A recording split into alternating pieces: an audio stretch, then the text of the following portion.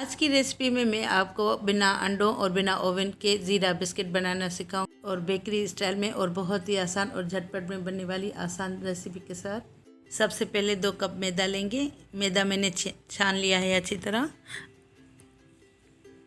छने हुए मैदे से बहुत अच्छे बिस्किट बनते हैं। अगर ग्राम्स में लें तो 1 पाव होगा और ये 1 कप मैंने पिसी हुई चीनी लिए। आप घर के कप से भी नाप सकते हैं। जिस भी कप से आप एक चीज़ नापें, सारी चीज़ें ही उसी से ही नापिएगा।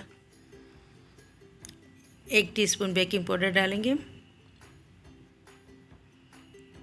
1/4 टीस्पून मीठा सोडा।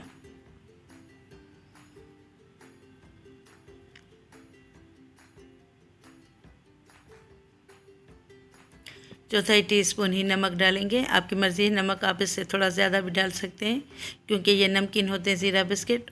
और आधा टीस्पून मैं इसमें सफ़ेद ज़ीरा डाल रही हूँ। 1 टेबल स्पून कस्टर्ड पाउडर डालेंगे। कस्टर्ड पाउडर ना हो तो आप कॉर्नफ्लोर भी डाल सकते हैं। ये वनीला कस्टर्ड पाउडर है। अब इसको अच्छी तरह मिक्स कर लेंगे ताकि नमक और सफ़ेद ज़ीरा, बेकिंग पाउडर, मीठा सोडा अच्छी तरह मैदे में मिक्स हो जाए।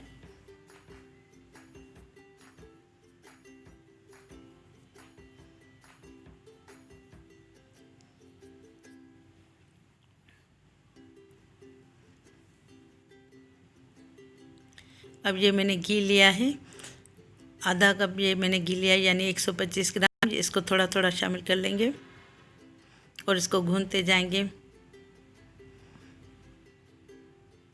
सारा एक साथ नहीं शामिल करना। अगर इसमें ज़्यादा घी हो गया तो ये भुरभुरे बनेंगे और फैल जाएंगे, बिखरे बिखरे बनेंगे। इसलिए हम आहिस्ता आहिस्ता घी शामिल करेंगे क्योंकि अगर मैदे में मॉइस्चर होता है तो थोड़ा सा घी कम डलता है। इसको आहिस्ता आहिस्ता भूनते जाएंगे और घी शामिल करते जाएंगे। इसमें हमने ना किसी एग का या किसी दूध का या किसी भी मॉइस्चर का इस्तेमाल नहीं किया, सिर्फ हम इसको घी से ही गूँधेंगे।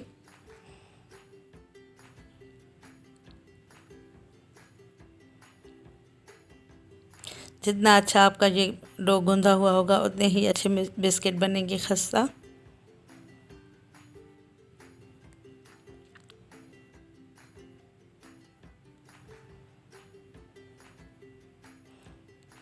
अब मैं इसमें सारा ही घी शामिल कर लेती हूँ।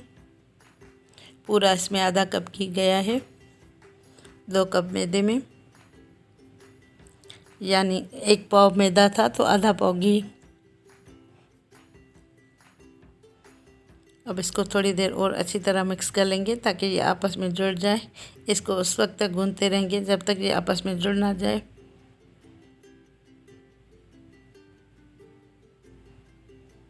अब ये इसका डो अच्छी तरह ये देखें कंबाइंड हो चुका है, यानी जुड़ रहा है आपस में। लेकिन मैंने इसको अभी भी थोड़ा सा और मिक्स किया। ये देखें, ये इसको हम मुट्ठी में बंद करके देखेंगे। अगर ये कंबाइंड हो जाए तो समझे ये अच्छी तरह गूंथ चुका है।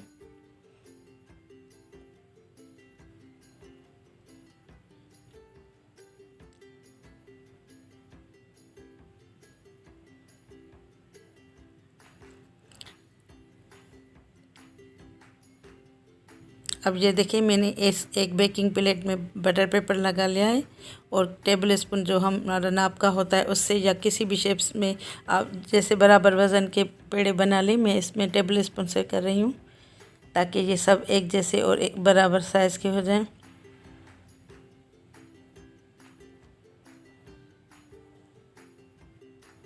मैं इसको थोड़े से बड़े बना रही हूँ, यानी पूरे टेबल स्पून जितने। आप इसके आधे के भी बना सकते हैं, छोटे छोटे भी बना सकते हैं।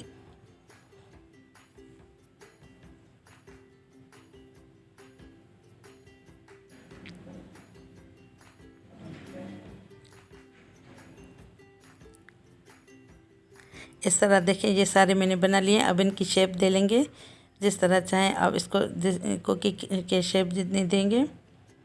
ये देखें ये सारे मैंने अब इसको शेप कर लिया है। अब इस पर से थोड़ा सा सफ़ेद ज़ीरा लगाएंगे क्योंकि हमने उसमें अंदर डाला था। अब ये इसके ऊपर थोड़ा सा डालेंगे तो ये लुक वाइज भी अच्छा लगेगा और पता चलेगा कि ये ज़ीरा बिस्किट है।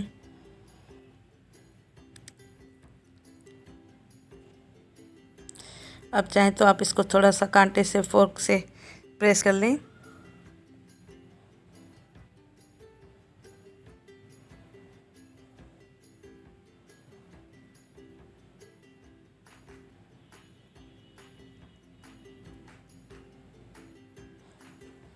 इसको आप दबाएंगे तो ये ज़्यादा और ऊपर नहीं फूलेंगे और कुकी शेप में मेंटेन रहेंगे।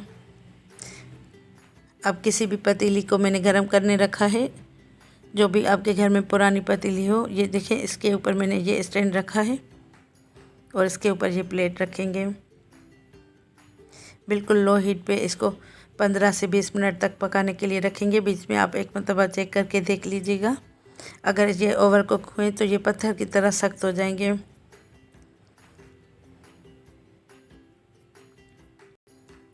अब ये देखें 20 मिनट हो चुके हैं। मैं अब इनको देखती हूँ।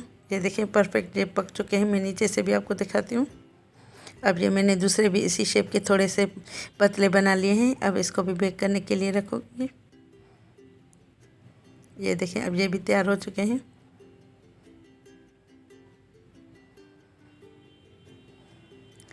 अब मैं इसको डिश में निकाल लेती हूँ। आप इसको ठंडा करके फिर एयर टाइट जार में रखिएगा।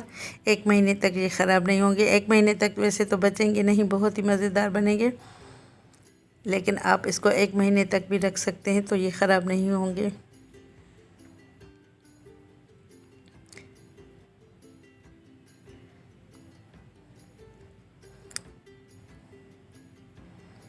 मैं आपको चेक करके दिखाती हूँ। ये देखें कितने खस्ता और मज़ेदार बने हैं,